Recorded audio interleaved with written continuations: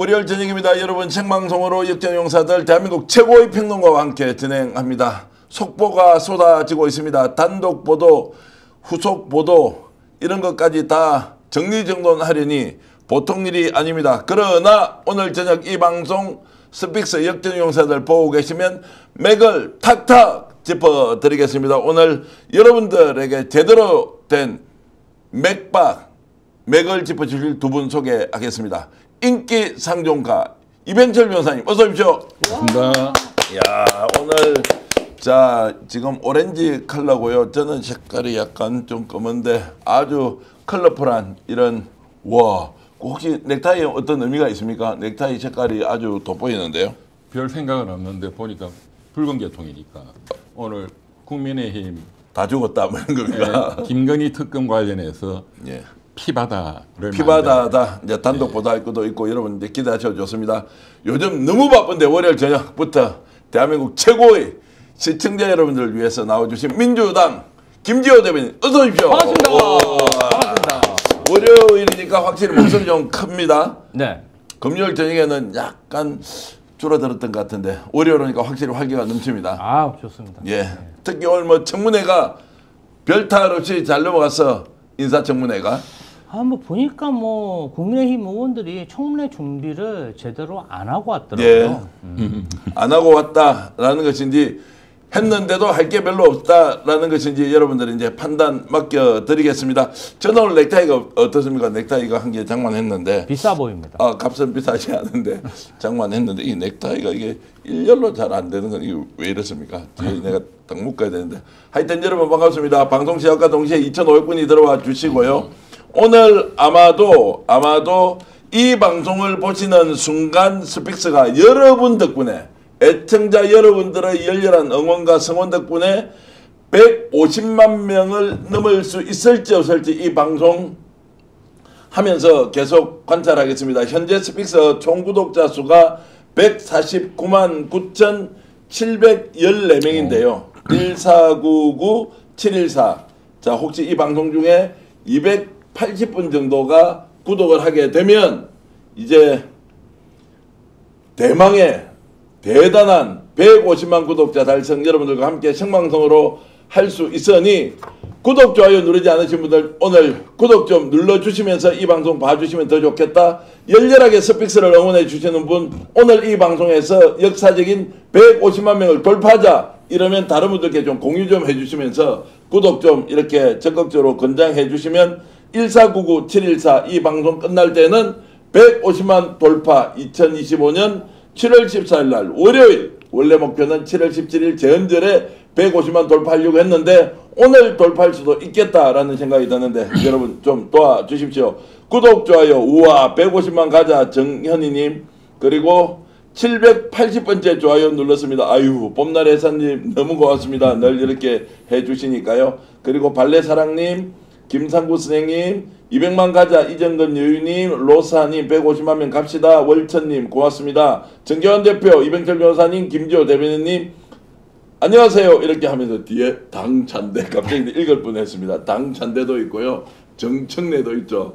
어쨌든 어떤 분이 당대표가 되든 응원하겠습니다. 여러분 자 150만 가자 이호건님 그리고 유주님 구독 자 정말로 좋습니다. 감사합니다. 여러분들 이렇게 3,300분이 들어왔는데 자 단독으로 방송 오늘 시작하겠습니다. 안가회동이 뭐였습니까? 12.3 비상겸 직후에 이것들이 이 사건 무마시키기 위해서 대책회의 국회에서 바로 비상해제 의결을 했지 않습니까? 큰일 났다 싶어서 그때 모여서 이완규 법제처장 박성재 법무부 장관 그리고 김주현 민정수석 또 한 명 더 있었죠. 행안부 장관인 이상민 장관이 거기 모였지 않습니까? 이거 널리 알려진 이야기 아닙니까? 그런데요. 우와 3부톡은 주가 조작과 관련돼서 실체적 진실이 드러나면서 이거 큰일 났다라고 하면서 국회에서 난리가 났습니다. 그때 비상겸 일주일 전에 공정거래위원장 이복형 검감원장 김주현 민정수석 그리고 박성재 법무부 장관이 일주일 전에 3부토건 주가 조작 무마하려는 안가 회동을 했다. 안가는 대통령만 쓰는 공간입니다. 그 회동을 했다는 내용을 이병철 변호사님이 사실상 단독으로 오늘 여러분들에게 공개하겠습니다. 어떤 내용입니까? 네, 그 한 며칠 전에 딱 한 군데 언론에서 만났어요. 그리고 그 후속 보도도 전혀 없는 상태고. 근데 제가 이 내용이 굉장히 심각하다 싶어서 이제 조사를 하고 오늘 다 이제 확인을 해봤더니 이제 그 추정되는 겁니다. 일단 그 언론 보도에 할 때 그날 11월 26일입니다. 11월 26일 비상계엄 딱 일주일 전인데 그날 있었던 사태가 국회에서 김건희 특검법이 이제 그 의결이 됐고 정부로 넘어와 가지고 그날 국무회의에서 거부권 행사한다는 게 결정이 난 날이에요. 그러니까 이날 김건희 특검법 관련해서 특히 3부 토건 주가 조작 이게 이제 제일 뜨거운 그 문제였을 테고 이걸 덮기 위한 목적으로 추정된다 언론 보도. 그리고 안가에 4명이 모였다. 근데 4명 중에 3명은 다 이렇게 하는 거예요. 검찰을 움직여야 되니까 박성재 법무부 장관, 대통령실의 김주현 민정수석. 그다음에 주가 조작이니까 당연히 검사 출신 이복현이가 이제 금감원 원장이잖아요. 그 또 서울대 경제학과 나왔고. 그런데 네 번째 인물이 중요합니다. 네 번째. 공정거래위원장 한기정이가 그날 참석했다. 이 사람이 왜 왔냐 이거예요. 공정거래위하고 주가 조작하고 아무 상관이 없는데. 자, 지금 우리가 이제 법적인 문제를 좀 피해가기 위해서 이렇게 보도가 됐다는 것으로 해야 되는 거죠. 아니면 실제로 왔다고 우리가 증거를 가지고 지금 하는 이야기냐. 아, 보도됐다고 해야죠. 보도됐다는 기자가 확인을 그렇죠. 했겠지만. 예. 예. 그리고 그 취재도 한 게 보도에 나와요. 예. 한기정 공정거래위원장한테도 물었고. 예. 근데 이제 뭐 별일 아니고 뭐 그냥 개인적으로 만났다. 그 12월 4일 날 만난 것도 개인적으로 만났다고 했잖아요. 예, 밥 예. 먹기 위해서. 예. 그 정도 취지로 답변을 받았다까지 보도가 나왔습니다. 자, 조금 전에 이제 뉴시스에서 단독으로 보도한 건데 기사 잠깐만 띄워 주십시오. 자, 저게 뭐냐면 조금 전입니다. 7시경에 확인된 내용인데, 자, 삼부토건 김건희 특검에서 삼부토건 전현직 회장 등 4사람의 구속영장을 청구했다. 수사가 굉장히 많이 진행됐다는 거 아닙니까? 그렇죠. 자, 그러면 저 수사 내용은 삼부토건 주가 조작이 자 5배 뛰었다. 뭐 원희룡도 관여했다 이렇게 하는데 조남옥, 조성옥 뭐 쭉쭉쭉쭉 이렇게 이제 소환이 됐는데 네 사람이 누군지 현재 나오진 않고 있는데 우리 김병준 PD가 계속 체크를 해주시고. 아, 자, 이름도 나왔어요. 예. 네. 자, 그래서 구속영장이 청구됐다는 저 의미는 어떻게 이제 받아들여야 됩니까? 그러니까 이제 김건희로 가기 위해서 예. 그 전 단계의 핵심 인물이 원희룡 장관으로 의심이 되죠. 그리고 원희룡으로 가기 위해서 주가 조작에 이제 실제 가담한 그 기업인들, 그 뭐 삼부토건 등등, 근데 삼부토건 뭐 조조입니다. 조조, 이 조 회장, 이 회장, 이제 그 이제 돈을 먹은 사람들이죠. 돈 먹은 것도 일부 보도는 한 명은 100억, 한 명은 400억이 실현됐다까지 보도가 나왔고, 이까지는 사실은 그 김건희 특검이 준비하는 20일 동안 다 파악이 된 거예요. 네. 이제 마지막 소환 조사 어제까지 그 뭐 머리 하얀 회장들 오잖아요. 그 사람들 다 부인했어요. 근데 부인하든 안 하든 다 물증은 확보돼 있는 거거든요. 이제 그 사람들 이제 그 피의자 신문 조서 작성하고 바로 구속영장을 이제 오늘 넣었다 이거고요. 그 다음 단계로는 이제 원희룡으로 타고 가겠죠. 속도가 굉장합니다. 지금 뭐 3개 특검이 다 막 초스피드 상태로 가고 있고 의외로 빨리 삼부토건 문제는 전현직 회장이 이렇게 구속영장 청구한 거 보면 이제 김건희 소환이 임박했다 이렇게 볼 수 있는 거죠. 그러니까 이제 일반적인 형사 범죄 같은 경우도 증인이 없거나 뭐 이런 경우에 사실은 CCTV 화면이 있으면 검찰이나 수사기관에서 굉장히 수사가 빨리 진행되잖아요. 네. 근데 주가 조작 사건 같은 경우는 그 계좌 거래 내역, 또 누가 수익을 받는지 이게 굉장히 날짜하고 그 수익자가 분명합니다. 그리고 여기에 이 사람들이 어떤 관계자와 통화를 하는 통화 기록까지 완벽하게 물증이 나오기 때문에 그것을 짜맞춰서 아마 수사 진행을 하기가 다른 사건보다는 디지털 데이터 기록이 분명히 남아있기 때문에 좀 쉬운 편이다. 저는 좀 그렇게 봅니다. 네. 이거 자, 중요한 게 이거 기각되면 안 되거든요. 네. 지금 김건희 특검이 그 집사 집사 관련해 가지고 지금 압수수색 영장이 3차례가 지금 연달아 기각됐다고 나오는데 이제 그것도 좀 걱정스럽지만 이 삼부토건이 김건희 특검이 맨 먼저 시작한 거고 가장 또 중요한 사건입니다. 그래서 이제 그만큼 신중하게 오늘 결정을 했을 거라고 보고요. 그러니까 이 4명의 회장이나 대표 이 사람들에 대해서 영장을 넣었다는 것은 네. 아마도 이익 실현된 그 계좌가 다 추적이 됐다. 네, 그리고 그 포괄영장을 청구했다고 보도가 나왔는데 그 포괄영장은 컴퓨터 프로그램이 잡아 들어가는 거예요. 네. 일일이 한 명 한 명 이게 아니고 왜냐하면 돈을 쫙 분산시켜서 빼기 때문에 그거를 프로그램이 다 AI 비슷하게 분석해서 컴퓨터가 그냥 자동으로 이렇게 추적하도록 그 포괄영장은 나온 것으로 보입니다. 네. 그러니까 이 정도 빨리 할 수 있거든요. 예, 그래서 이제 구속영장은 저는 뭐 거의 99.9% 나온다고 봅니다. 영장이 나온다는 것이고, 자 조금 전에 말씀하셨던, 자 그러면 앞에 이제 뭐 대책회의를 했다. 비상계엄 일주일 전에 모여서 삼부토건 주가 조작 듣기 위해서 어떻게 할 거냐. 그때 이제 시점이 특검 통과하고 대통령 거부권 행사했던 그 시점이지 않습니까? 그렇습니다. 작년 11월 25일. 자 그러면 이 사람들은 지금 예를 들어서 수사를 했다 안 했다 이거 지금 어떻게 추론할 수 있습니까? 그러니까 주가 조작범 자체는 다 이제 전현직 회장 등 4명 영장 청구를 했는데 앞서 무마하기 위해서 사인 회동을 했다고 한다면 네, 네. 그 사람들은 지금 어떻게 되면 영장 당연히 소환하겠죠. 소환한다. 네. 예. 그러니까 그 소환은 제가 보기에는 영장 나오면 네. 오늘 4명에 대한 영장이 발부되면 바로 그 지금 사인에 대해서 특히 제가 보기에는 이복현이부터 불러야 됩니다. 이복현이가 제일 중요한 금융감독원에서 이거를 덮은 사람이거든요. 그 다음에 금융감독원이 결정할 수 있는 게 아니고 금융감독원 위에 금융위원회가 있어요. 금융위원회 안에 정권선물위원회가 제일 중요합니다. 여기서 검찰 고발을 결정해요. 그래서 정권선물위원회 위원장 그리고 위원 여기에 영향력을 행사한 게 그 지금 보도 나온 한기정 공정거래위원장입니다. 네, 이분들 조사하고 당연히 박성재, 김주현이 조사하고 그날 사인회동 안가에서 어떤 내용으로 이 관련된 논의가 있었냐 이건 당연히 조사돼야 될 것이고.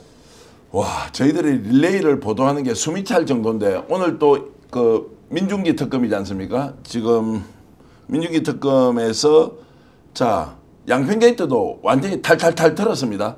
10군데 압수수색을 했어요. 국토부 그리고 용역업체. 그런데 명확하게 원희룡을 피의자로 적시를 했습니다. 요건 어떤 의미로 봐야 돼요? 아니 이것도 사실은 뭐 노선 자체가 그냥 뭐 용역 업체에서 알아서 그냥 제안해가지고 움직였다는데 아니 공공기관에서 일해 본 사람은 다 알겠지만 노선이 어떻게 용역 업체가 선정을 합니까? 발주자가 이 노선을 일로 옮기고 싶으니까 방안을 짜 갖고 와 이렇게 지시를 해야 그게 가져오는 거 아니겠습니까? 그런데 용역 업체 업자들이나 직원들이 이제 정권도 바뀌고 수사도 진행되는데 본인들이 이 부분에 대해서 책임을 질 필요가 없잖아요. 아마 누군가가 지시를 했고 그것에 대해서 사실대로 지금 진술을 하고 있다. 그럼 그 사실대로 진술을 하기 때문에 특검에서 자신감을 가지고 이제 원희룡 전 국토부 장관까지 피의자로 전환해서 수사에 박차를 가고 있는 게 제 생각입니다. 야, 그러면 실체적 진실이 상당 부분 밝혀지고 있다는 것인데 직권남용 협의자로 14명을 딱 지목을 했습니다. 그럼 이것도 증거 다 있다는 거죠? 증거 다 있죠. 이거는 쉬워요. 양평 게이트는. 쉽다고요? 예. 김성준은 그거 아니고 자기는 거기 김건희 땅이 있는 줄 없는지도 몰랐다고 이렇게 발뺌을 하던데. 그 사람은 항상 그러는 거고 원희룡이도 똑같은 말 하는 거고. 그래요? 예. 그런데 이제 그 많은 분들이 오늘 좀 걱정하신 건 이걸 거예요. 왜 원희룡하고 김성교 의원은 자택이라든가 개인 사무실이나 이런 거 압수수색을 안 했냐. 또 보도도 그는 빠졌다 이렇게 돼 있잖아요. 네. 근데 이제 피의자다 이렇게만 나왔고 네. 그거는 오늘 압수수색 한 그 내용들을 분석하고 그 다음에 영장을 쳐야 되거든요. 네. 그냥 섣불리 쳤다가 기각될 수 있어요. 네. 그러니까 지금 김건희 특검은 굉장히 제가 보기에는 신중하게 그렇지만 빨리 왜냐하면 한번 기각됐기 때문에 세 차례 연거푸 기각됐잖아요. 네. 예, 그래서 더 신중하지만 그 안전하게 그리고 신속하게 진행을 하고 있는 것으로 보고 원희룡 장관은 다음 주는 양평 게이트에도 소환입니다. 예. 이 삼부토건 주가 조작도 소환이고. 자, 그러면 이 질문 할게요. 결국에는 이 정점에 누가 있습니까? 최원순도 출국 금지, 김건희의 오빠인 김진우도 출국 금지, 양평군 공무원도 출국 금지 다 돼 있는데 그 사람들이 다 작동해서 원희룡 또는 김성교의 지원으로 이걸 했다고 보기 어렵지 않습니까? 정점에 그러면 누가 있습니까? 좀 누구나 다 예상하듯이 네. 김건희 씨가 있을 것으로 지금 자, 예상하고 그러면 있는 그 거죠. 연결선을 이번 수사를 통해서 밝힐 수 있느냐가 핵심 아니겠습니까? 제가 봤을 때는 원희룡 전 국토부 장관에게 압박이 가면은 다른 뭐 김성훈 경호처장이나 강의구 부속실장처럼 이제 사실대로 얘기하지 않을까 싶어요. 사실 어떻게 보면은 우리나라가 이런 대규모 토목건설 관련해서 과거에 좀 비리가 있다 보니까 그 절차가 굉장히 복잡하고 그 절차를 변경하려면 다 근거가 있어야 되는데 지금 양평 고속도로 관련해서는 근거가 하나도 없는 상황 아니겠습니까? 그러니까 원희룡 전 국토부 장관도 이것이 불거지자마자 이 고속도로 사업은 진행을 못하겠다. 바로 중단시키지 않았어요. 어느 정도 개연성은 다 알고 있는데 이제 증거만 나오면 제 생각에는 원희룡 장관이 이 사항에 대해서 혼자 뒤집었을 것 같지는 않고요. 실체적인 진실을 말하지 않을까 그렇게 기대됩니다. 말씀해 주십시오. 최고 정점을 밝혀낼 수 있습니까? 없습니까? 100%죠. 100% 밝혀낼 수 있습니까? 그럼 누군가 진술을 해줘야 될 거 아닙니까? 원희룡이가 하게 돼 있죠. 하게 돼 있다. 김건희가 시켰다 또는 원희룡 장관은 지금 보십시오. 양평 고속도로 뭐 핵심적인 김건희로 가기 전 단계죠. 삼부토건 주가 조작에도 핵심적인 지금 가담자로 지금 지목돼 있죠. 포럼, 우크라이나 포럼, 삼부토건 데리고 가서 이런데 같이 지금 그 주가 조작은 자본시장법상 죄목이 사기적 부정거래예요. 사기적 여러 가지 그 풍문을 돌리고 소문을 만들고 가짜 포럼 만들고 이런 게 다 사기적.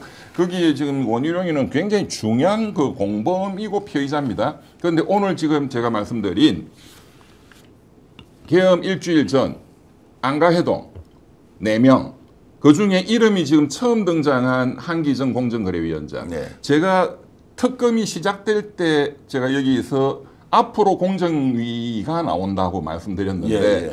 한기정 공정거래위원장이 그 안가에 가게 된 이유, 공정거래위원장이 된 이유, 이 사람을 추천한 사람이 있을 거 아니에요. 네. 공정거래위원장으로.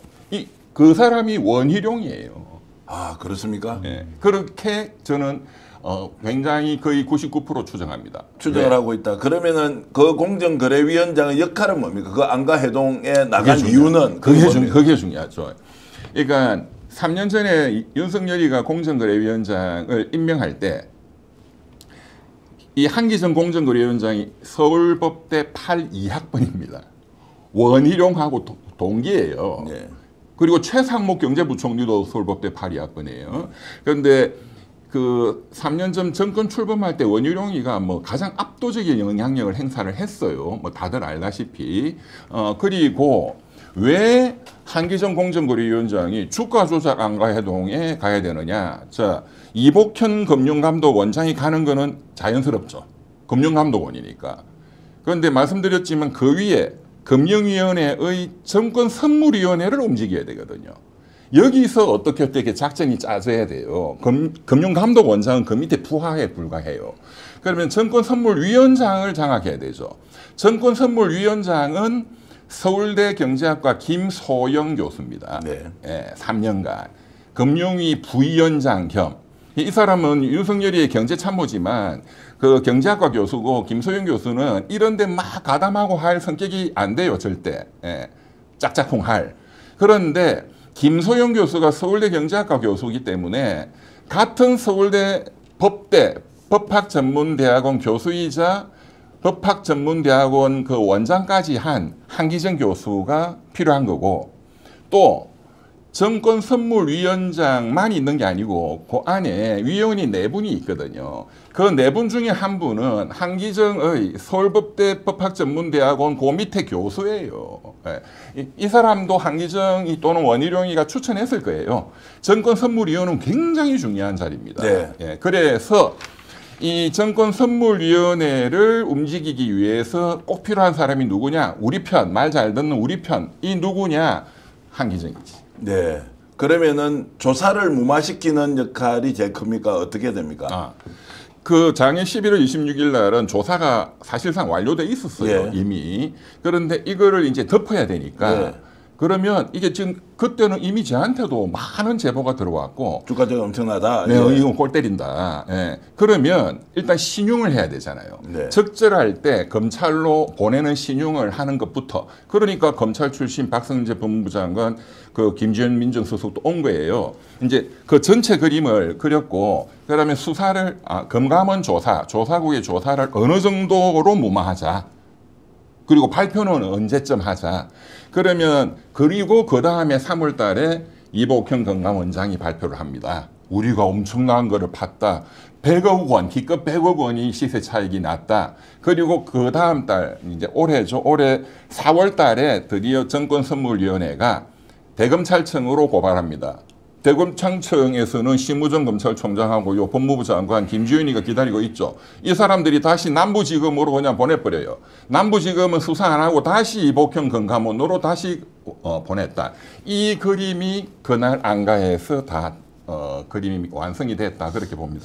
자, 그래서 이제 오늘 김건희 특검에서 삼부토건 주가 조작, 양평 게이트, 이제 피의자 적시 구속영장 청구 1년의 상황들 대체로 보면 20명 정도는 이제 보내겠다라고 이제 생각하면서 수사가 매우 속도감 있게 진행되고 있다. 아직까지 그 사건을 전체적으로 무마하기로 했던 정말로 장관이나 공정위원장이나 또 대통령실 수석은 아직 수사받고 있지 않다. 여기까지 전하면서 더 많은 정보 알려드리도록 하겠습니다. 그런데 참 여기 제가 한 말씀만 더 드리면 4명 안가해도 네. 이 사람들이 이제 그 특검이 부르면 누가 맨 먼저 그날 어떤 얘기가 있었다. 네. 누가 맨 먼저 불 거냐?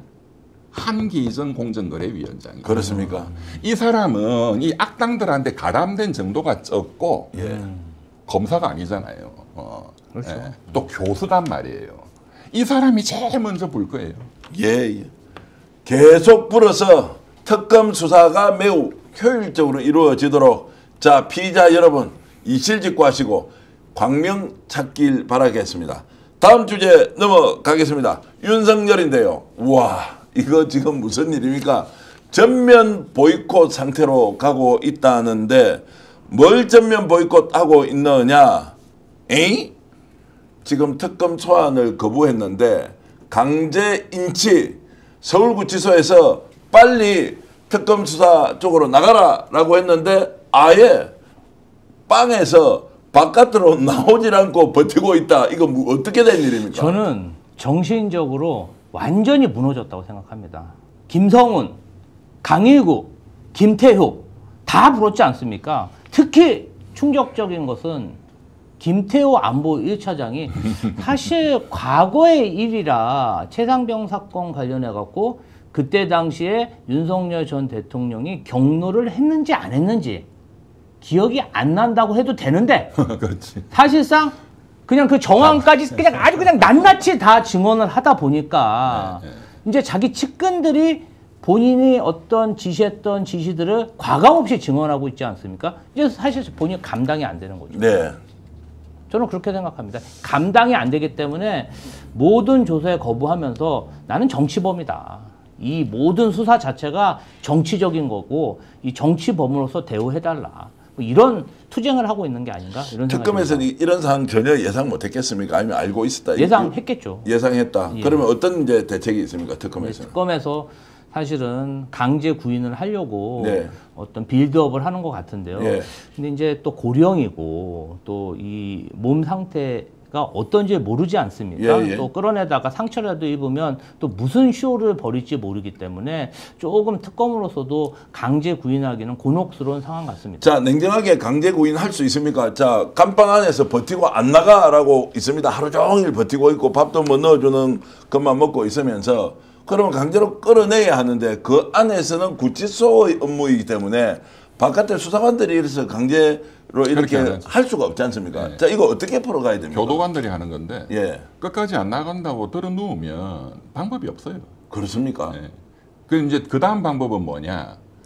수사팀이 구치소를 가서 조사하는 방법이 있죠. 못 가더라도 아예 조사 거부해버릴 텐데. 또 역시 그거 할 수는 있죠. 예. 그러면 똑같은 걸로 팔다리를 다 들고 호송차에 태워서 강제로 특검 수사 그 실로 데리고 왔다 앉혔다 해도 뭐 묵비권 행사할 거거든요.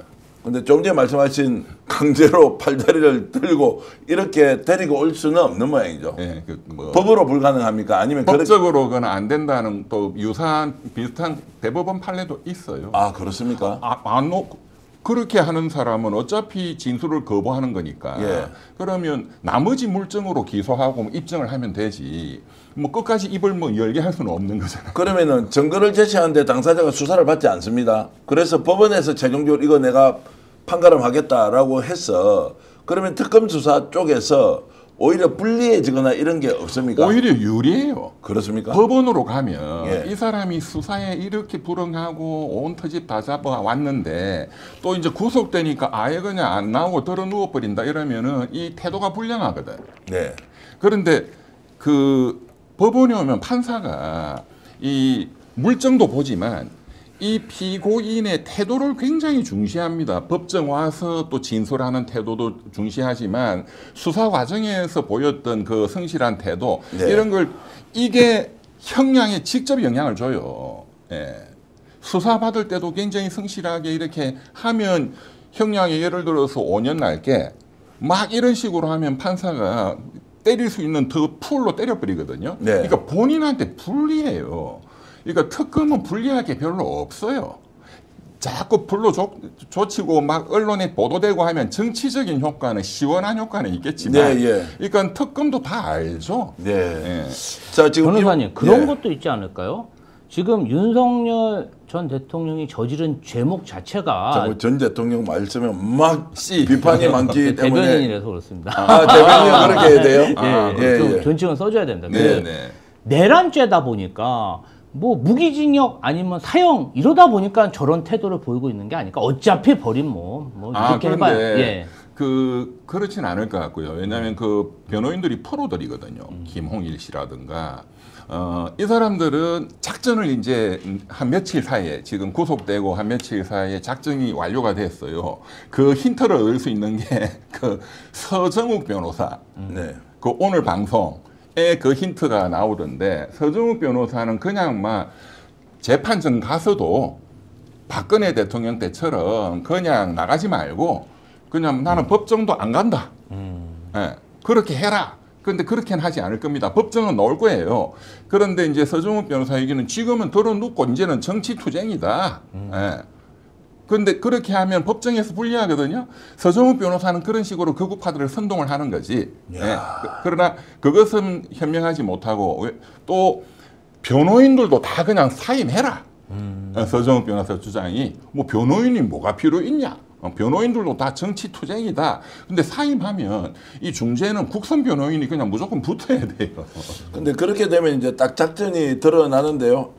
끝까지 버티고 아무 소리 안 하고 재판에도 나가기만 하고 이제 추가 증거가 없다, 확인이 안 된다라고 하면서 5년 뒤에 정권이 혹시라도 10,000분의 1밖에 없겠지만 그러면 사면하겠다라고 이렇게 딱 계획을 세우고 오히려 수사에 응해봐야 손해가 더 많다라고 판단한 거 아닐까요? 그래서 민주당에서 이 내란에 대해서는 사면을 하지 못하게 예. 제한법을 만들겠다고 하는 거 아니겠습니까? 그리고 이 윤석열 내란 속의 피의자하고 내란 잔당들이 지난 6개월 동안 이렇게 잘못을 저지르고 나서도 뻔뻔하게 나온 이유가 네. 윤석열 내란숙의 피의자가 사실은 그 사명권을 남용해서 박근혜 정권 시절에 국정농단을 저질렀던 그 범죄자들에게 모두 사면을 하고 또 김태우 구청장 같은 경우는 사면해가지고 출마까지 시키지 않았습니까? 법치를 흔들어서 이런 일이 있었거든요. 네. 그래서 민주당에서는 이번 내란 관련해서는 엄벌을 쳐야 또다시 쿠데타가 일어나지 않겠습니까? 그렇기 때문에 내란 관련해서는 사면을 제한하는 법안을 반드시 통과시켜야 되고 이재명 대통령도 저는 사인할 거라고 생각합니다.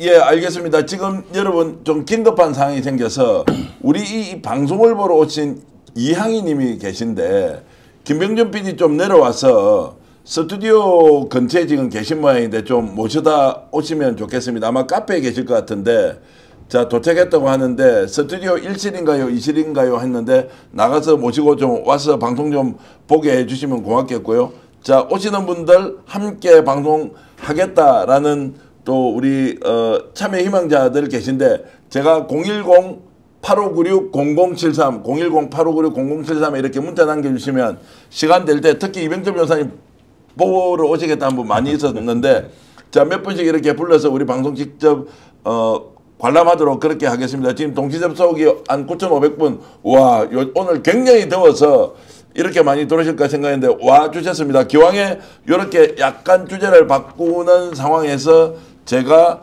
광고를 좀 하려고 하는데 광고 자막을 좀 띄워줄 수 있는지 모르겠습니다. 일정에 여기 제가 좀 중요한 거 말씀하십시오. 먼저. 간단하게 한 말씀 드릴게요. 지금 우리 김 대변인님 말씀하신 사면 복권도 못하도록 특별법 해야 된다. 저도 동의하는데 지금 그 윤석열 쪽에서는 법정 가서 다투겠다는 거거든요. 그런데 이 사람들이 노리는 거는 우리 모든 국민들이나 언론이 윤석열이는 지금 내란죄 외환죄는 사형과 무기징역밖에 없다 이렇게 무조건 단정적으로 믿잖아요. 네, 그렇죠. 징역 30년 뭐 이런 거는 있을 수가 없다. 뭐 징역 풀 50년까지. 그런데 가능합니다. 그리고 지금 법원 믿나요? 조희대 대법원 못 믿잖아요. 법원이 굉장히 보수화되어 있는데 이제 엄밀하게 법적으로 말하면 판사를 잘 꼬셔가지고 법률적으로 제가 이제 가능성을 말씀드리는 거예요. 사형은 감경을 할 수 있거든요. 감경하면 20년까지 가능해요. 무기징역은 10년까지 가능해요. 그러니까 이 사람들이 노리는 거는 징역 한 뭐 20년이든 뭐 30년이든 그게 최종 확정되면 그 이후에 정치적으로 또 이런 거를 사면이든 뭐를 이제 노리는 거지. 그래서 우선은 징역을 한 20년, 30년이 목표예요. 우리는 무기징역 사형만 있다라고 생각하지만.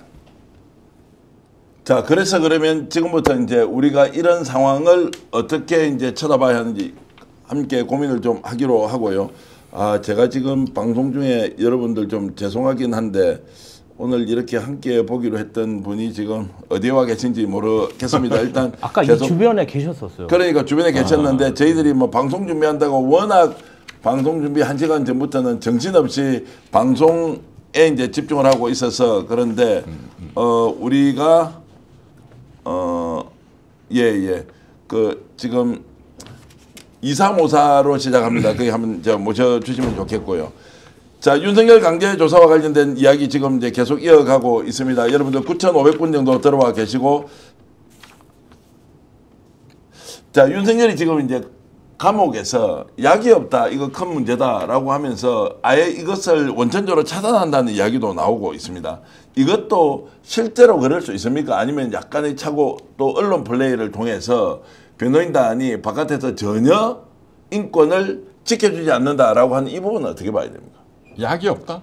본인이 이제 당뇨병 약을 먹어야 하는데 약을 구하지 못해서 지금 뭔가 협조가 안 되고 있다. 그건 오늘 법무부 교정국에서 그 언론에 보도 자료도 낸 걸로 알고 있는데 이제 본래 본인이 먹던 약이 있고 그게 중요하면 당뇨약 이런 거 중요하잖아요. 그런 분들은 구속 실질심사 이런 거 받을 때 구속될 가능성이 있으니까 그거를 충분히 준비해 가지고 옵니다. 본래. 그거는 다 허용을 하거든요. 근데 이 양반은 무슨 기각될 거라고 생각했는지 그 본인 먹던 약을 준비를 안 했다는 거예요. 그러면 일단 들어가서 절차에 따라서 그 다니던 의사 선생님 소견서하고 약하고를 넣어주는 절차가 있는데 그게 한 2, 3일 걸려요. 예, 그런데 아마 오늘은 다 그 약을 받은 걸로 저는 알고 있습니다. 그래요? 네, 그건 거짓말이에요. 거짓말이다라는 것이고. 그리고 그 사이 동안은 구치소 안에 의무관 의사 선생님이 그 약은 아니더라도 그 해당 약을 줍니다. 그러면 일단 변호사 비용이 없다. 두 번째, 김건희가 완전히 손절했다.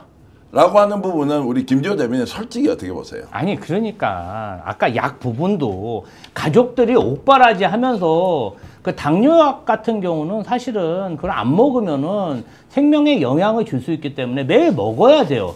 아니 그럼 감옥에 갔으면 집에서 그것을 구해서 주는 게 맞죠? 그것을 교정당국 탓을 하면 되겠습니까? 교정당국이 탁 보면 뭐 약이 나오고 그런 데는 아니잖아요. 본인이 또 진료도 받아야 그렇죠. 되고 처방전도 해야 되고 그러면 그것은 가족들이 하는 게 맞는데 지금 보니까 김건희 씨는 전혀 윤석열 내란숙의 피의자에게 신경을 안 쓰고 있다. 그러니까 본인 법률적 대응하는데 굉장히 골똘히 집중하고 있고 윤석열 내란숙의 피의자에게 신경을 안 쓰다 보니까 뭐 여러 가지 뭐 약 같은 문제는 생길 수가 있다고 봐요. 근데 뭐 운동을 못했다. 영치금이 없다. 이것은 제가 보기에는 윤석열 내란숙의 피의자가 이것을 좀 주도했다기보다는 김계리 변호사가 이런 사정, 이제 가족들이 돌보지 못하는 며칠간의 사정을 보고 본인의 존재감을 뭔가 좀 보여주기 위해서 조금 동의는 받았겠죠. 지금 윤석열 내란숙의 피의자 옆에 아무도 없으니까 김건희도 없고 장모인 최은선도 없고 아무도 없으니까 이제 김계리 변호사한테 뭔가 좀 의존을 하면서 약간 자신의 존재감을 보여주기 위해서 이런 걸 터뜨리지 않았나. 결국은 김계리 변호사도 철저히 윤석열을 이용해 먹고 있다. 그 맞는 말씀이에요. 예, 철저히 이용하고 있는 것 같습니다. 김계리가 자기 정치한다.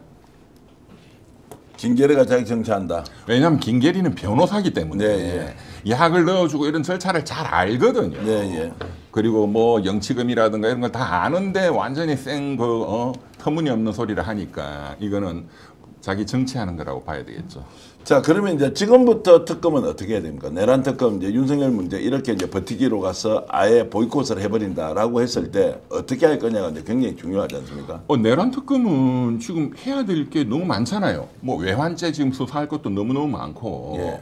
또 국민의힘 추경화나 등등등등 그 계엄 해제를 방해한 그것도 엄청나게 중요한 사건이거든요. 예. 그러니까는 안 나오고 하면은 그냥 나머지 다 증거들은 다 준비돼 있으니까 그냥 기소하고 여기에 자꾸 시간 낭비하고 하는 것은 저는 비효율적이라고 봐요.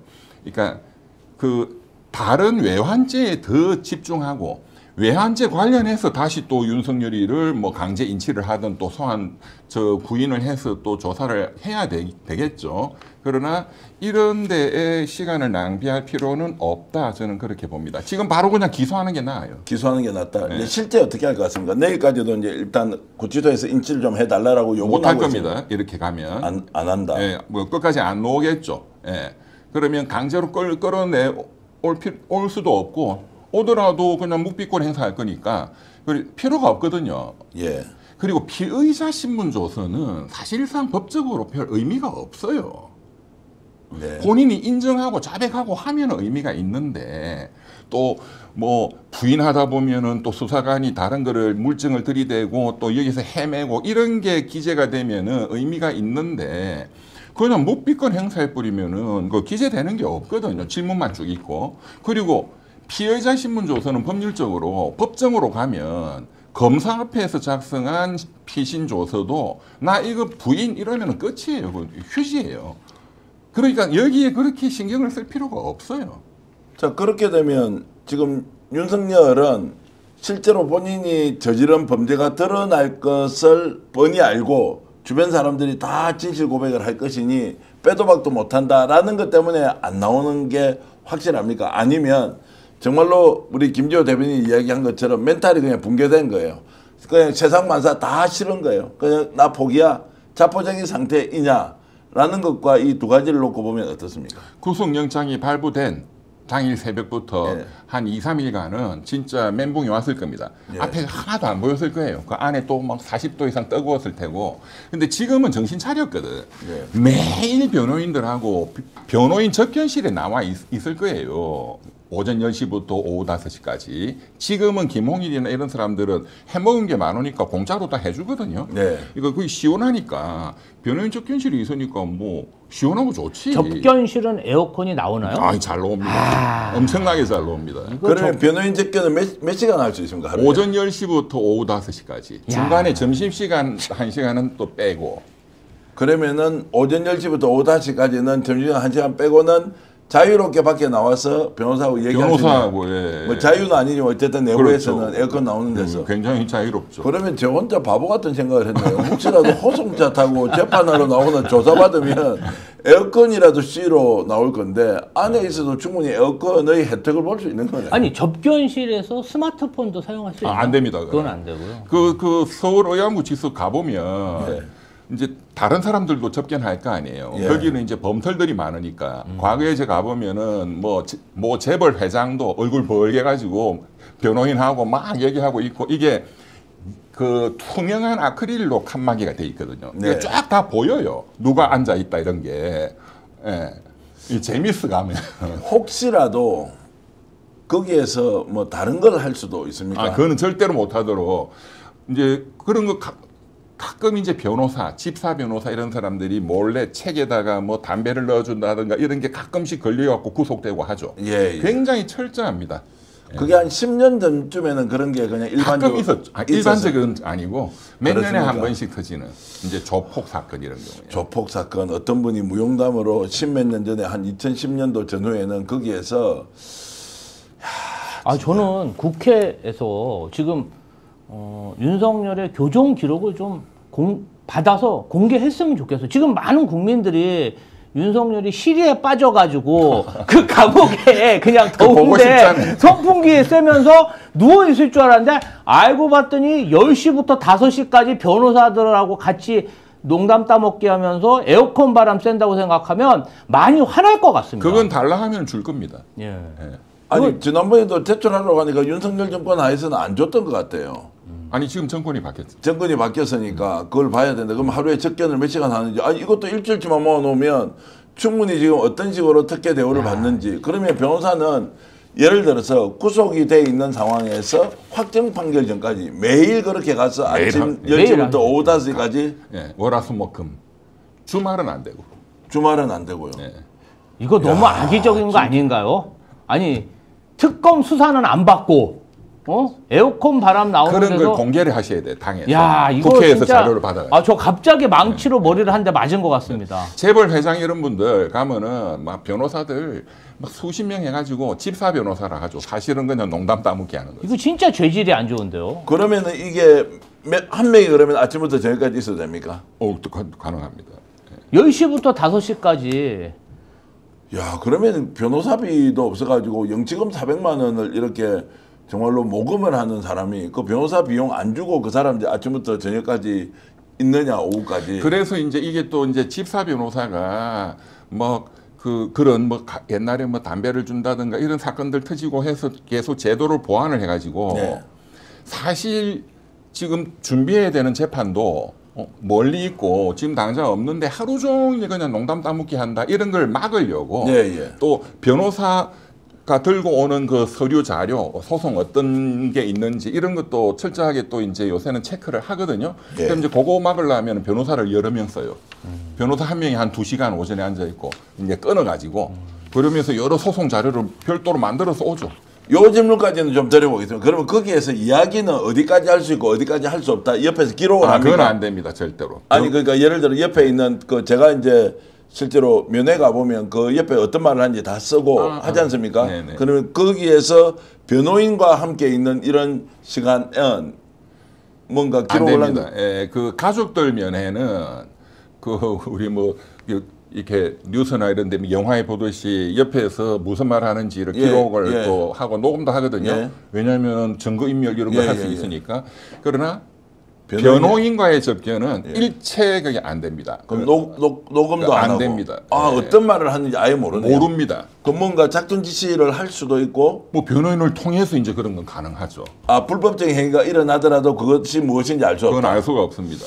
아, 이거 제도를 바꿔야 되는지 아니면 인권보호 차원에서 참 유지를 해야 되는지 저는 판단이 안 서는데 윤석열 고생하고 있다 이 생각이 안 들고 그냥 뭐 저는 40도 45도 이런 데서 고생을 엄청 하는 거 아니냐로 생각이 오늘 말씀 들어보니까 어쨌든 이렇게 가고 있거나 본인은 본인대로 작전이다라는 말씀을 좀 드리고요. 그래서 아마 우리 김 대변인 말씀하셨지만 김건희가 윤석열이 변호인 제대로 하려면 한 달에 최소한 뭐 5천, 1억 정도 들 거거든요. 네. 김건희가 절대 그 돈 줄 여자가 아니거든. 근데 지도 도움을 받아야 돼. 지도 지 남편 도움을 받아야 되잖아. 이 진술도. 예. 그렇죠. 윤석열이가 김건희 죄를 지가 그냥 똑박도 써주고 이제 김건희는 또 그걸 바랄 거니까 어느 정도 지원을 하지 않겠나 뭐 이런 생각도 들어요. 알겠습니다. 지금 이제 정말로 더 중요한 주제 하나로 넘어가야 되는데요. 카카오의 총 이사회 의장이라고 해야 됩니까? 창업주라고 해야 됩니까? 김범수 의장이 곧 소환될 것 같습니다. 효성에도 지금 소환이 임박했습니다. 무엇 때문이냐? 집사 게이트가 터지는데 다우 키움 정권이라는 곳, 그리고 한국정권금융이라고 하는 소위 말하는 대한민국 정권사의 중앙은행과 같은 그 한국정권금융, 여러분 탁 와닿죠? 184억 원을 깡통 회사에 투자를 해줬다. IMS라는 곳, 그리고 여기는 렌트카 회사였는데 이 내용 본격적으로 저희들이 얘기를 해보겠습니다. 그 전에 제가 광고 잠깐 말씀드리고 가겠습니다. 요즘 스픽스에서 판매하고 있는 여러 제품이 연일 매진 행렬입니다. 냉감 친구류 있었지 않습니까? 오늘부터 판매 중단이 됐습니다. 말씀드렸던 대로 우리가 생산한 양 한정 판매가 다 소진이 되어서 2차는 예약 판매를 해야 하는데 생산 언제 할지 말지 고민하면서 계속 생산업체와 의논하고 있는 중인데요. 그렇게 매진 속도가 빠릅니다. 오늘은 여러분들께 로션과 선크림의 만남, 하얗게 뜨지 않는 퍼스트랩 선세럽이라는 제품 제 오른쪽에 지금 1+1로 22,900원인데요. 이것은요, 미백, 주름 개선, 자외선 차단, 단순히 선크림이 아니라 바로 여러분들이 로션처럼 쓸 수 있는 것입니다. 제가 이렇게 이제 지금 가지고 있고요. 두 분 지금 김지호 대변인 쓰고 있죠? 네, 쓰고 실제 있습니다. 써보니까 어떻던가요? 실제 감촉이 되게 좋더라고요. 감촉이 되게 좋고 흡수가 굉장히 좋습니다. 흡수가 좋다. 예. 자, 우리 이병철 변호사님도 한번 지금 보시고요. 제가 직접 이렇게 발라서 써보면 정말로 로션처럼 돼 있고요. 제 얼굴 한번 비춰주십시오.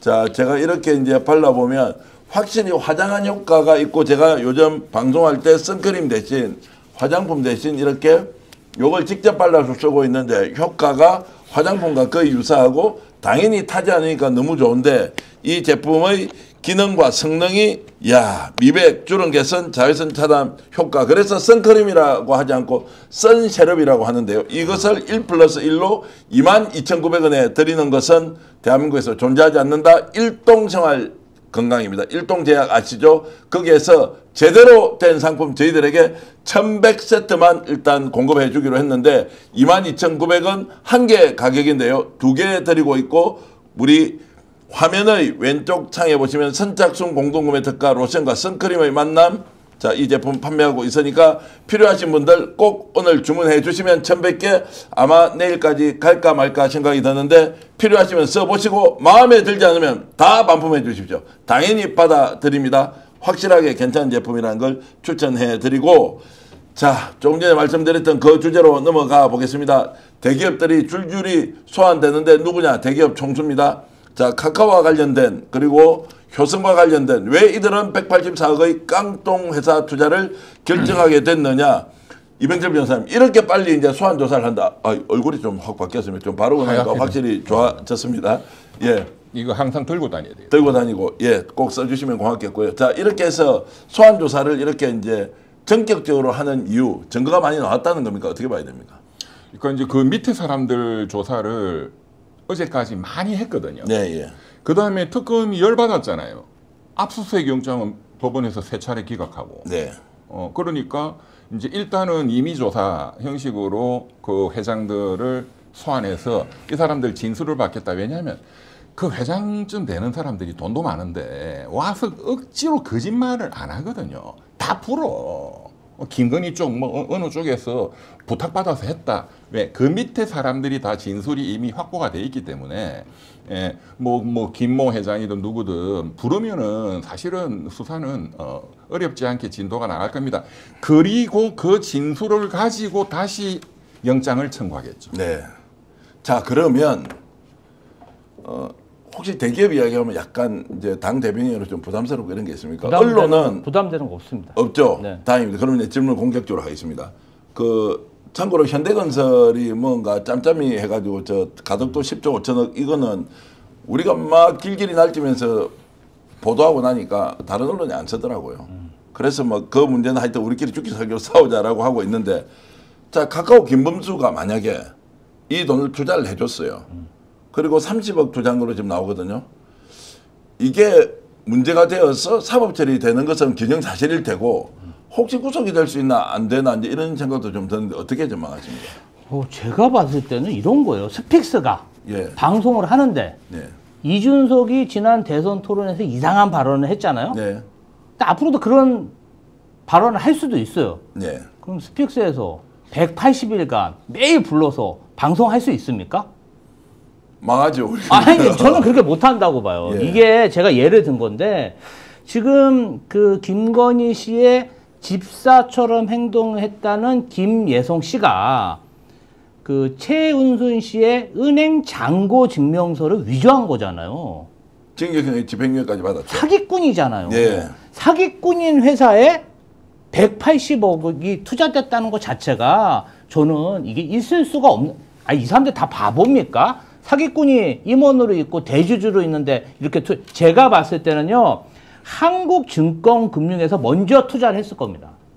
그리고 한국증권금융이 투자돼 있으니까 우리는 한국증권금융 보고 따라서 투자했다.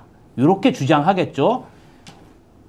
HS 효성 같은 데는요, 그 돈 내기 싫어갖고 계열사 4-5군데가 쪼개서도 내지 않았습니까? 전형적으로 돈을 각출해서 낸 겁니다. 그러면 뭔가 이런 회사들은 정권 차원에서 세무조사든 공정거래법 위반이든 뭔가 제재를 받을 위기에 있었고, 그 위기를 뭔가 봐주는 반대급부로 이 회사에 투자를 했다는 게 상식적인 생각이고, 저는 이 부분 관련해서 대기업 총수들도 아마 만약에 여죄가 밝혀졌을 경우에 더 큰 죄를 받을 수 있어서 뭔가 처음에는 오리발을 내밀 수도 있지만 관계사들이 아마 진실되게 발언을 할 가능성이 높다. 왜냐하면은 계열사에 있는 직원들은 이해관계가 없잖아요. 그럼 누가 시켰는지 있는 그대로 진술할 가능성이 매우 높다 생각합니다. 자, 그래서 구속을 피하려면 아예 처음부터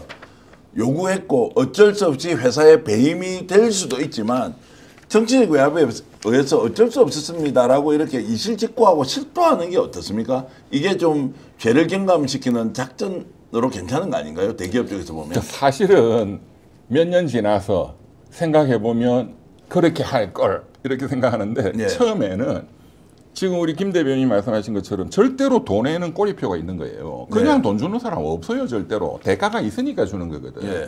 이거 지금 이제 추정을 하면 뭐 언론에서도 각 회사들이 뭔가 금융감독원 조사를 받고 있었다, 검찰 조사 중이었다, 뭐 등등등등 그런 대가성이 의심된다. 그런 게 100% 있는 거예요. 그러나 불려오면 제가 이거를 덮어달라고 그래서 덮어주셨어요. 윤석열 검찰 독재가. 네. 그래서 내가 돈을 쐈습니다라고 순순히 부는 사람은 없습니다. 근데 이제 그거를 불게 만드는 게 특검의 기술이죠. 자, 그러면은 실무자를 안 부르고 아예 그 기업 총수를 불렀습니다. 이것도 지금 제가 봐서 멋지다. 왜냐면 거기에서 보고받고 결정 안 했으면 누가 이 돈을 30억씩 투자를 해주느냐고요. 그렇죠. 깡통 회사도 아니고 망한 회사에. 그 잘 불렀다라고 생각하는데 이 맞습니다. 사람들이 이제 어떤 태도를 취할 것이냐. 당연히 포토라인에 세울 거 아닙니까? 그리고 그 행위 자체가 매우 부도덕한 거 아닌가요? 대기업에서. 그렇게 했다는 것은. 부도덕한 거지. 아니, 자기들 주장대로 자기들이 엄정하고 객관적인 투자심의회를 거쳐서 돈을 쌓았다 하면 문제가 없겠지만 지금 그럴 리가 없는 사건이거든요. 박말봉님께서 이렇게 주셨네요. 그때 김땡땡이가 물 때 정말로 물때 만난 고기처럼 나대더니 꼴 좋다 이렇게 하셨고 뭔가 이제 회사가 이익을 본 것도 분명히 있겠죠. 100%죠. 100%죠. 그래서 제가 며칠 전부터 이 지금 집사 게이트는 모피아 게이트라고 제가 말씀을 드리고 있는데 이거는 모피아가 나서는 거예요. 네. 그러니까 지금 모피아나 금융위 정권선물위원회 이런 게 굉장히 생소하시잖아요. 네. 잘 모르거든. 금융감독원 이런 게 뭐가 어떻게 돌아가는지. 이거는 모피아 중에 이제 지금 말씀하신 한국증권금융 그 이사장 윤창호 씨 이게 모피아거든. 서울대 경제학과 나오고 재경행시 출신이고 기획재정부 과거 재경부 또는 금융위 이쪽에서 근무하는 그 사람들을 그리고 선두주자들이 이제 모피아라고 불리죠. 예, 이건 한국증권금융이 말씀하신 대로 맨 먼저 움직였을 거예요. 금액도 50억으로 제일 큽니다. 나머지 기업들은 정권회사의 은행이라 불리는 그리고 금융위가 허가해줘 가지고 독점적으로 어떤 공공적 영업을 하는 저기서 50억씩이나 투자 결정을 했으니 우리는 그거를 많이 의지하고 했다. 이제 이렇게 그래 아마 다 그렇게 진술할 거예요. 자 그러면은 이제 한국증권금융 대표 전직 대표가 작년 6월달까지 근무했더라고요. 맞습니다. 4월달에 임기가 끝이 났는데 2달 동안에 더 했더라고. 그것도 전례가 없는 일이었는데. 자 여기가 연봉이 5억입니다. 예, 한창호 이제 대표이사죠 회장. 대표가 윤창호 이제 소환되지 않습니까? 네. 뭐 아직도 뭐 연배는 젊더라고요. 그렇죠. 67년생이던데 이분은 있는 그대로 다 볼 수 있다 없다 어떻게 보세요? 공무원들은 무조건 다 봅니다. 그 빨리 불어가지고 본인이 지금이라도 해명을 하든지 뭐 이렇게 해주면 더 좋겠는데. 근데 그 정도 배짱이 있는 공무원은 한 명도 없습니다. 예. 그냥 불력하면은 거기서 다 불죠. 그러면 그 누가 시켰는지가 나올 텐데. 100% 나오죠. 그러면 그 정점에 김건희가 있다라고 이제 우리가 추정을 하는 거죠. 그러나 분명히 그 금융위원회가 이게 정권을 잡으면 검찰, 뭐 국세청, 경찰청, 국정원을 잡아야 되지만 금융위원회를 장악하는 게 엄청나게 중요한 거예요. 모든 은행을 다 장악하기 때문에. 그러니까 금융위원회 위원장, 부위원장 중에 특히 부위원장을 정권에 가장 측근을 보내요. 그 부위원장이 아까 말씀드린 서울대 경제학과 김소영 교수인데 굉장히 탁월한 학자예요. 근데 그 부위원장뿐만 아니라 더 실무를 하는 게 사무처장이거든요. 이 사무처장을 반드시 내 편으로 꼬시지. 그 의심되는 그분이 김건희가 2022년 6월 달에 최재형 목사님이 목격했다는 그 사람 금융위원 임명해. 이제 그 당사자잖아요. 그들이 짬짬이해서 50억 투자를 해줬다라는데 와 최근에 제가 어디 탁 들었던 이야기 중에 하나가 제가 맨날 이렇게 나와서 선크림도 팔고 냉각 이불도 팔고 이렇게 하잖아요. 갑자기 스펙스 쪽에 요즘 광고를 내겠다는 분들이 지금까지 보지 못했던 인터넷 비교원이나 뭐 이런 데가 아닌 데서 이렇게 연락이 왔다고 해야 됩니까? 약간 이렇게 이제 그 녹화를 하는 듯한 느낌이 있었는데 가만히 생각하니까 여기에 나오는 회사 이름하고 비슷한 데가 있었네. 이 이야기를 제가 우리는 그런데 절대로 뭐 이상하게 거래하고 이런 거 하지 않으니까요. 제가 열심히 물건 팔 때 사주시는 게 스픽스 도와주시는 거고요. 그렇게 뭔가 비리나 부정을 보고 덮어주는 대가로 광고 주고 협찬 주고 이렇게 하는 거 절대 하지 않는다라는 건 이제 약속을 드리는데 제가 조금 첨언하면 지금 윤석열 정권이 지금 기업 내란 터지고 각종 지금 3대 특검이 하고 하는데 금융위원회 발 대형 사건이 없어요. 14개 이거 아무것도 아니에요. 이건 돈도 아니에요. 이거는. 요보다 더 큰 게 있습니까? 이 180억, 이 1,800억도 작은데. 와. 그러니까 더 큰 게 터져야 됩니다. 이거는 완전히 애들 푼돈이에요. 제가 그냥 비교를 해드릴까요? 이명박이 때. 이명박이 때 금융을 장악한 건 경제대통령 강만수 기획재정부 장관도 하셨고 산업은행 총재도 하셨죠. 이 양반 결국 깜빵 갔어요. 그때 금융위원회 그 유명한 김석동이 관은 치하기 위해서 존재한다. 관치금융이 아주 가신이고 그리고 거기에 많은 돈들이 뭐 추정컨대 뭐 해외로 뭐 20조 30조 그 돈은 전부 다 이 기획재정부가 통제를 하거든요. 통제를 해서만 안 나가지. 박근혜 때 또 이 모피아들이 어떤 짓을 했냐. 최상목이 지금 경제부총리 내란의 가담자 최상목이가 모피아 중에 모피아잖아요. 예. 최상목이가 청와대에 있으면서 미르재단 K스포츠 재단 돈을 다 끌어모은 거예요. 기업들 협박 회유. 예, 그 미르 K스포츠 재단 그 사건은 제가 7년간 그 소송을 하고 기업들한테 제가 돈을 다 돌려줬어. 그 실체를 예, 예. 다 밝혀가지고 예. 협박받은 기업들한테. 예. 예, 그러니까는 그 840억이었어요 그때. 예. 180억은 돈도 아니라니. 1,800억짜리 이상이 나올 겁니다. 어디서 그게 나오는 나와야지 이게 정상이에요. 나오는 것이 그들이 했던 짓을 보면 당연한 거다 이 말씀 아니에요? 1,800이 조 단위가 나와야지. 뭘로 나옵니까? 그럼? 인플레이션이 아니 강남 집값도 몇 배 떴잖아. 주가 조작 뭐 이런 거 말고도 지금 크게 터질 게 있다. 보세요. 이명박 정권 때 우리가 그냥 뭐 다들 국민들 그렇게 생각하잖아요. 자원 외교로 뭐 25조 뭐 이상이 사라졌다. 사실은 그 영양가 있게 뭐가 성공한 거는 우리 언론 보도상으로 없어요. 네. 그냥 다 그냥 사라졌는데 그 돈들을 추적하고 어쨌든 검찰이 했거든요. 윤석열 검찰이 했어. 예, 예. 그거를 잘 아는 해외로 돈을 빼먹는 기법이 있구나. 그렇지만 이제 그 검사 출신 그 쪼무레기들이 할 수는 없고 이명박처럼 전 세계를 상대로 사업을 해본 사람이 프로인데 그렇지만 지도 그런 방법이 있다는 걸 알잖아요. 그 해먹고 싶잖아요. 자, 그러면 이제 대기업 회장 두 사람이 일단 이제 나옵니다. 한국정권금융원 공무원 출신이니까 다 이실직고 한다고 치고 우리 김지호 대변인이 그래도 집권여당에 민주당 대변인으로서 지금 대기업이 이재명 대통령은 매우 중요하잖아요. 일단 일자리 만들어야 되고 수출도 늘려야 되고 경제 성장도 시켜야 되면 대기업 역할이 어마어마하게 지금 중요한데 여기에 덜컥 걸려버렸어요. 카카오하고 지금 효성 같은 데가. 자, 이 사람들이 지금 어떻게 하는 게 맞습니까? 좀 조언을 좀 해주십시오. 김범수 회장과 효성에 있는 그 친구 이름 뭡니까? 조 회장. 조현범? 이름이 제가 이제 조현범 맞습니까? 조현상, 조현범 몇 사람이 형제가 있고 싸우기도 하는데. 조현범 회장은 이명박 대통령 둘째 사위. 예, 예. 자, 그래서 이제 이분들이 어떻게 해야 하느냐 조언을 좀 해주시라. 왜냐하면 이 사람들이 아직도 정신 못 차리고 김현장 쓰면 되고 야, 이 정권도 국회에 가서 김지호 대변인하고 국회의원들 대관 업무 다 하면 해결될 수 있다라고 착각할 수 있으니까 세상 뒤집어졌다 바뀌었다라는 걸 좀 한번 말씀해 주십시오. 과거에 미르재단, K스포츠재단 사건이 있었을 때 그때 삼성이 된통 걸렸었습니다. 네. 돈만 낸 게 아니라 로비한답시고 최순실의 딸 정유라에게 말까지 사주고 로비하다가 그걸로 깜빵 갔어요. 사실은 우리 그 부회장 이재용 회장이 굉장히 큰 고초를 겪었거든요. 네. 그런 일이 있다 보니까 지금 아직까지는 삼성, 현대, LG 큰 대기업들이 이러한 불미스러운 일에 연루됐다는 소식은 안 나오잖아요.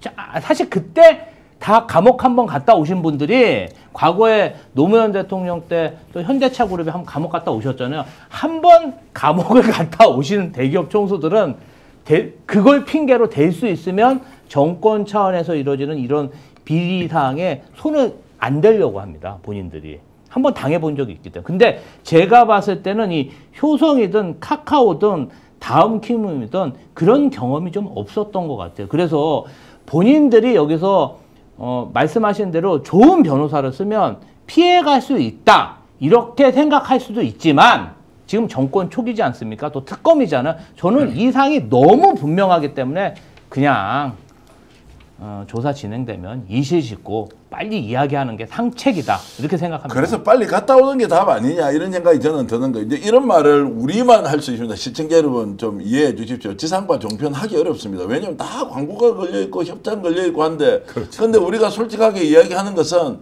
잘못했으면 빨리 감방 가가지고 좀 살다 나와서 개가천선하라. 이제 이런 이야기를 하고 싶은 거고 제가 가까우는 이야기 좀 합시다. 아니 이 사람이 혁신기업가로 해가지고 국민들이 카카오톡에 카카오톡 하죠. 카카오맵 쓰죠. 카카오 택시 타죠. 이렇게 해서 하고 있는 사람이 뭐가 지가 답답하고 아니 그 부족하다고 이 정권하고 연계해가지고 뭐 M&A 전문적으로 하고 어디에 투자해주고 뒤에서 딜하고 헤쳐먹고 이런데 왜 빠지냐고. 이 김범수 의장 같은 사람은 나는 이해가 안 되는 거예요. 서울대학에 좋은 공부를 해갖고 머리 천재인데 그러면 우리가 지금 스티브 잡스 생각도 나고 또 베크 제이 베이조스 같은 사람도 있으면 다 혁신기업가들이 이 자체라고 권력과 정치로부터 멀어져서 어떻게 하면 혁신기업을 세계적으로 이렇게 이제 만들 것이냐 이렇게 가지 않고 나쁜 것만 배워가지고 국내 대기업들 과거에 개발 독재 시절에 해왔던 그것하고 다를 게 하나도 없이 이따위로 놀고 있는 것은 도저히 국민들로서 납득이 안 된다는 생각이 드는 거예요. 그러니까 저도 이 김범수 의장인가요? 이분은 지금도 재판받고 있거든요. 예. 그 몇 년 전에 그것도 주가 조작 뭐 이런 거였어요.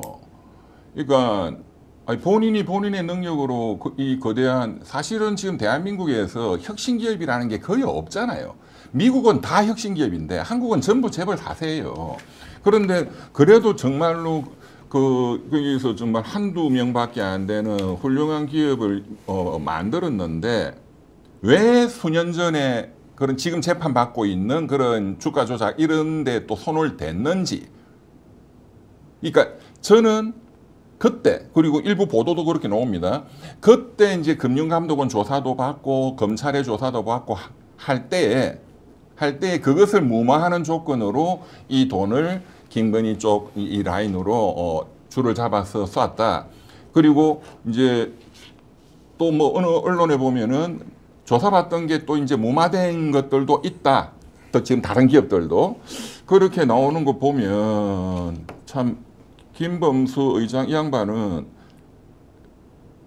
어떻게 보면 자기가 세계적인 기업을 만들어 놓고 세계적으로 진짜 개망신 당하는 짓을 이제 하고 있으니 참 어리석죠. 그러니까 이렇게 큰 돈을 보고 수조 원의 재산을 갖고 있는 사람이 대한민국에 얼마나 많은 벤처 또는 혁신기업과 스타트업들이 있습니까? 여기에서 귀감이 되고 모범이 돼야 될 것은 정상적으로 너희들이 혁신적 아이디어로 상업화에 성공하면 큰 돈도 벌 수 있지만 우리가 사회적으로 어떻게 기여해서 국가 발전에 왜냐하면 대한민국은 국가가 깔아놓은 인프라는 게 기본적으로 존재하지 않습니까? 그 통신망 아니에요. 그 위에서 삼성전자가 애플이 만들어놓은 휴대전화를 모든 국민이 가장 압도적으로 전 세계에서 많이 쓰고 있고 그 위에서 프로그램을 한 개 만들어서 플랫폼으로 카카오가 존재한 것이니 따지고 보면 국가의 인프라 두 번째 과학기술 혁명을 통해서 이렇게 발전시켜 놓은 그 기술과학자들의 결과를 가지고 마지막에 숟가락 얹어서 지가 돈 깔거리로 벌고 있는 거 아니냐. 사실상 공공재적 성격이 강하죠. 공공재 위에서 버는 거라고요. 현대자동차가 국가에 잘해야 되는 이유 중에 하나가 뭐냐면 국가가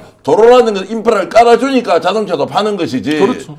그런 것들을 망각하는 순간 내가 자동차 잘 만들어서 대한민국에서 돈 벌었다 아니면 일확천금을 얻었다 다 내 기술 덕분이야. 그런 게 어딨냐고요. 국민이 있어서 존재하는 것이 기업이고 국가가 있어서 인프라를 깔아주는 것이고 그 위에서 하는데 나쁜 것만 배워가지고 주가 조작하는데 뛰어들다 아니면 이거 투자해주라 하니까 정말로 봉돈처럼 그 돈이 어디서 갔냐고요. 카카오톡, 카카오맵, 카카오은행에서 다 국민들이 써서 거기에서 소위 말하는 수수료 가져가서 먹고 사는 거 아닌가요? 그런데 그 돈을 저런 불법적인 깡통 회사에 넣어주고도 괜찮다고요? 그 김현장 쓰면 된다고? 에라이. 그렇게 해서 그러니까 한번 살아보라고요. 지금 이 문제가 카카오라는 혁신기업을 크게 만든 것까지는 훌륭한데 그 다음에 혁신이 안 나오는 거야. 그러면은 다른 범죄적인 데 손을 대거든요. 그래서 쉽게 기업을 키우고 쉽게 돈을 벌려고 이제 점점 욕심은 한도 끝도 없고 재계 그룹 순위를 자꾸 보게 되고 예. 더 올라가야 되는데 혁신 아이디어는 안 나와. 그러니까 굉장히 쉽게 하는 게 불법적인 M&A를 통해 가지고 회사를 키운다든가 주가 조작해서 다시 시장에서 자금 조달한다거나 이제 이런 방식으로 거기에 손을 대는 순간 이제 악마의 유혹에 걸려들고 이렇게 되는 거죠. 국민주권정부에 맞는 이제 특검이 수사를 한다면 이 문제를 어떻게 다루어야 할지 저는 두 가지 측면에서 하나는 카카오가 이 문제에 대해서 석고대죄하면서 있는 사실을 먼저 밝혀야 한다. 그리고 거기에 응당한 죄가를 치르겠다라고 하는 각오로 정말로 일신 우일신 하겠다. 이제 바꾸겠다. 뭐 이런 게 필요하다고 생각하고요. 그렇게 아니면 법과 원칙대로 법적으로 할 수 있는 최대의 단죄를 저는 해야 한다고 생각하고 이제 그런 면에서 저는 민주당도 기업이 잘하는 기업은 부추겨 줘야 되지만 이런 방식의 기업에 대해서는 정말로 국민의 이름으로 철대를 내려야 하는 거 아니냐 이제 이런 생각이 들어서 한편으로는 답답하기도 하고 제가 뭐 주제넘게 이 이야기를 할 위치에 있지도 않지 않습니까? 뭐 꼴랑 뭐 일개 정치평론가가 뭐 스픽스라는 유튜브 채널 하면서 무슨 그렇게 정말로 수십조짜리 회사에 대해서 이래라 저래라 할 수는 없지만 하는 걸 보면 너무 정말로 괘씸하다. 얼마나 많은 사람의 모범이 될 수 있는 사람입니까? 그렇죠. 저 사람 마음 먹으면 그런 걸 하고 있지 않은 게 너무너무 안타깝다라는 생각이 들어서 지금이라도 정말로 이재명 정부가 성공하는 것이 아니라 대한민국이 성공할 수 있도록 기업가들이 정말로 좀 다른 마음을 먹고 갔으면 좋겠다는 생각이 듭니다. 와, 많이 실망스럽죠. 예. 이제 이 상황 보면은 뭐 카카오나 효성이나 또 한국증권금융은 이게 은행이나 다를 바 없잖아요. 그렇죠. 이런 회사들이 사기꾼 회사, 아니 자본 장식이 돼 있는 회사에 이렇게 뭐 그분들 보기엔 돈이 적을 수 있지만 그렇게 180억씩 투자한다는 것 자체 이거 정의롭지 않습니다. 1억 8천만 해도 얼마나 큰 돈입니까? 개인한테는. 이 큰 돈을 그래 누군가의 외압에 의해서 30억, 30억, 20억, 50억을 툭툭 동양 던져주듯이 던져줬는데 아유 참 정말로 답답하기도 하고 안타깝습니다. 푸른 하늘님, 명명백백님 모두 고맙습니다. 신명철 선생님도 좋은 의견 주셨고요. 기차로님은 방산비료와 산업자원 비리도 함께 들어야 한다. 김부길님 고맙습니다. 야 정말로 노동자 임금을 10원짜리 따지는 장사치가 자본잠식 기업에 수십억 투자한다는 게 말이 안 되고 내 상식으로 도저히 이해 못하겠습니다. 뭔가 콕낀 게 있으니 수십억 낼름 주지요. 이 말씀 저도 전적으로 동의합니다. 제니님 그리고 프리지아 미정님 고맙습니다. HSK님도 의견 주고 계신데 마지막까지 9,000분 이렇게 방송 봐주셔서 진심으로 감사 말씀드립니다. 오늘 방송 시작할 때 스픽스 구독자가 여러분들 덕분에 150만 명을 돌파할 수 있느냐 없느냐라고 일단 말씀을 드렸는데 방송 시작 때 아마 1499 600 좀 넘었던 것 같습니다. 지금 1499 816인데 아마 184명 정도가 더 구독해 주시면 오늘 이 순간에 150만 명 돌파하고 있으니 혹시 구독, 좋아요 누르지 않으신 분 있다면 좀 오늘 팍 좀 눌러주십시오. 방송 조금 마음에 안 들더라도 구독 좀 눌러주시면 오늘 지금 이 방송 생방송 중에 150만 명을 넘기고 싶다 간절히 바라고 있으니까 혹시 구독 안 하신 분은 구독해 주시고 주위에 공유 좀 보내주시면서 구독 좀 꼭 좀 하라. 스픽스 믿을 수 있다. 정말로 열심히 하고 있다. 이런 것들 가지고 제가 이 방송 중에 생방송 중에 오늘 변호사님 못 떠납니다. 150만 명 라이브로 채우고 나서 떠나려고 하는데 김지호 대변인 막 웃고 있는데 얼굴 한번 보여주십시오. 오늘 집에 못 갑니다. 자, 집에 못 가고 몇 분 남았어요? 149만 184분이 이제 되면 구독 좀 해주시면 여러분 고맙겠습니다. 자, 184가 아니고 170으로 줄어들었습니다. 네. 자, 830분. 이분들이 170명이 늘어나서 1000명이 되면 150만 명 돌파인데요. 여러분, 오늘 150만 명 돌파하면은 여러분들께 보여드리려고 어렵게 제가 축하 영상은 아니고 하나 만들어놨는데 일단 김치국을 좀 먼저 마시는 의미에서 그 준비한 영상 한번 틀어주십시오. 한번 보겠습니다. 영상 준비한 거, 예.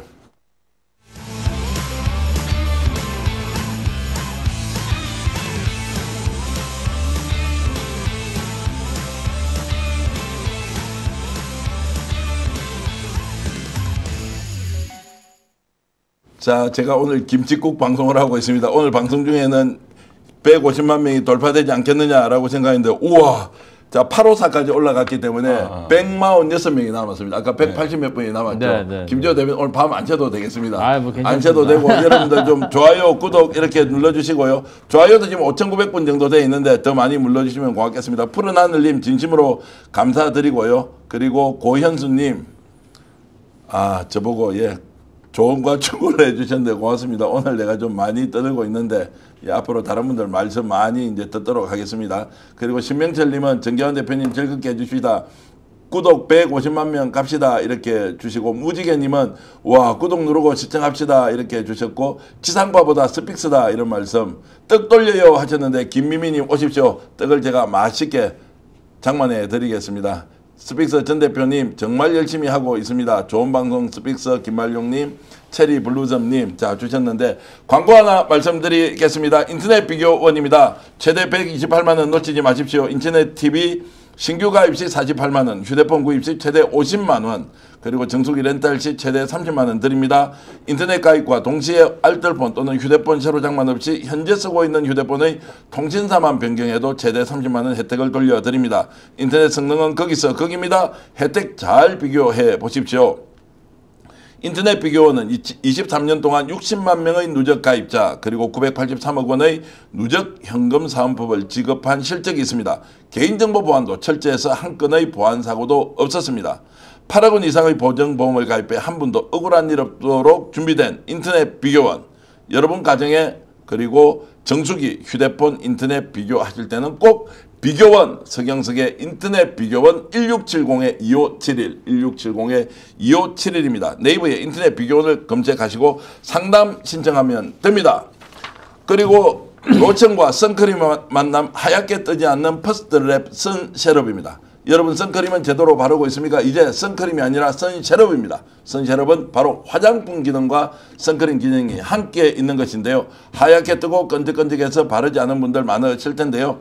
이제 스픽스에서 이번에 단독으로 제대로 된 걸 가져왔습니다. 로션과 선크림이 하나로 상상만 해왔던 꿈의 선크림, 제가 확실히 추천합니다. 비교해 주십시오. 자신 있습니다. 스픽스몰에 가면 퍼스트랩 선셋업 50ml 1+1을 22,900원에 절대 살 수 없습니다. 일동생활 건강에서 만든 것이고요.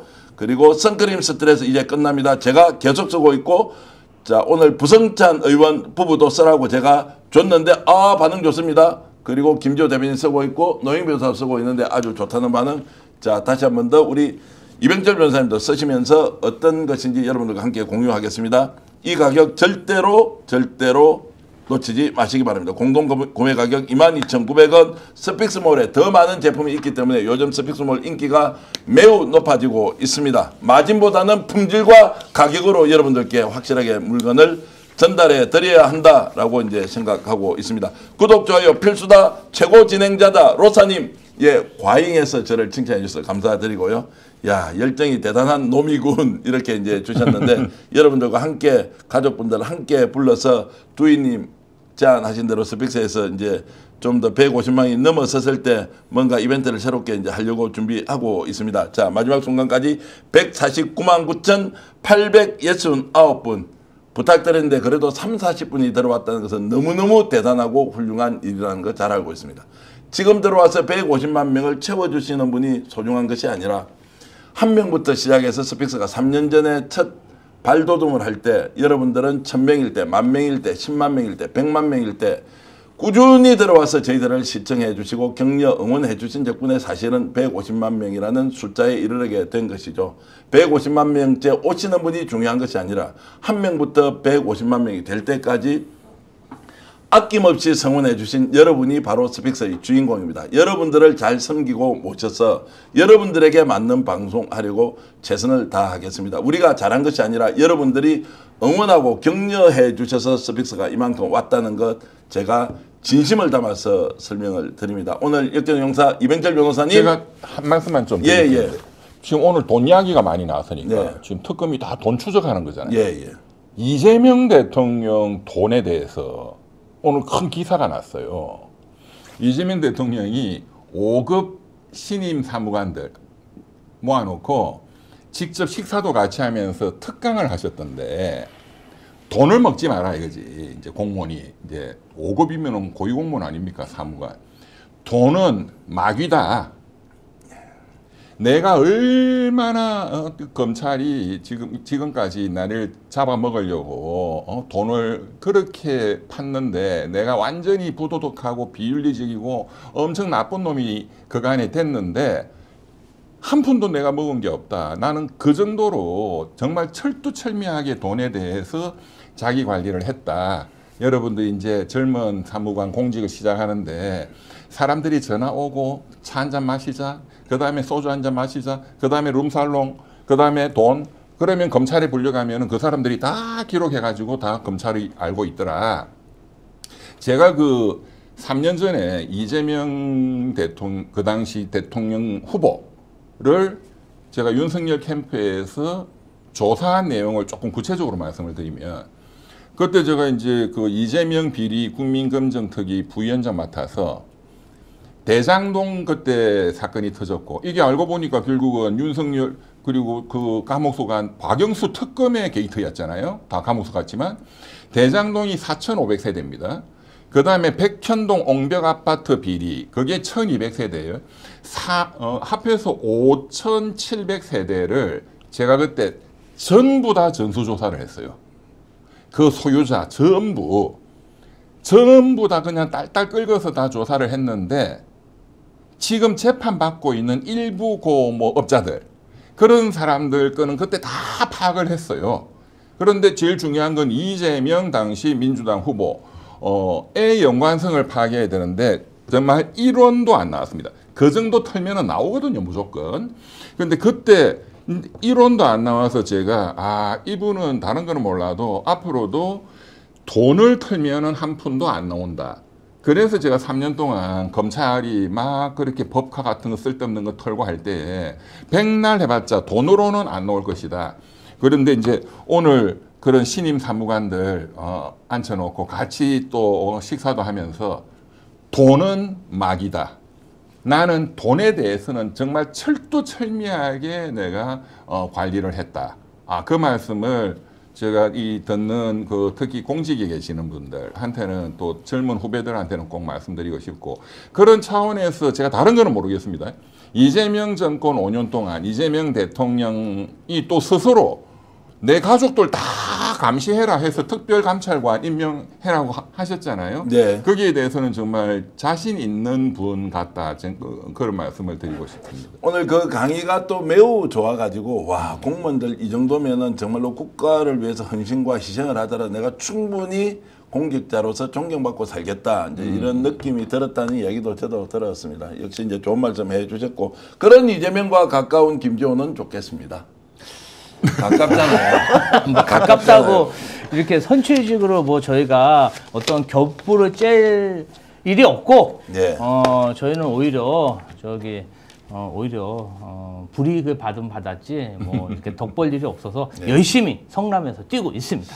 자, 그리고 이제 이재명 대통령의 가족들은 오히려 그 덕 보는 게 아니고 오히려 손해를 훨씬 더 많이 봤다는 그런 내용도 제가 듣고는, 참 이재명 대통령이 정말 이 시대에 대한민국을 대표하는 정말로 국가대표가 되어서 국민들을 이렇게 잘 이끌어주고 계신 거 아닌가 하는 생각이 들었습니다. 오늘 시청해주신 여러분께 진심으로 감사히 말씀드리고요. 또 오늘 이 순간에 구독, 좋아요 많이 눌러주셔서 감사드립니다. 조금 오버해서 방송을 했지만 제 진심은 하나입니다. 시청자 여러분들과 함께 가겠습니다. 여러분의 뜻대로 방송을 만들겠습니다. 절대로 우리가 공급자로서 우리가 뭔가 주도적으로 이렇게 하지 않겠습니다. 끝까지 낮은 자세로 최선을 다하겠습니다. 오늘 역전의 용사들 시청해주신 여러분, 국내외 애청자 여러분 진심으로 감사히 말씀드리고요. 제가 역전해 하면 용사들 그리고 정말 고맙습니다. 원래 해야 됩니다. 저희들 150만 명 돌파할 것 같습니다. 오늘. 그리고 여러분들께 그 감사의 말씀을 전해드리겠습니다. 역전의 용사들 정말 고맙습니다 하겠습니다. 역전의 용사들 정말 고맙습니다. 오늘 방송 어떠셨습니까? 마음에 들었다면 구독, 좋아요로 스픽스를 응원해 주십시오. 여러분들의 구독, 좋아요는 가장 큰 힘이 됩니다. 스픽스 구독, 좋아요.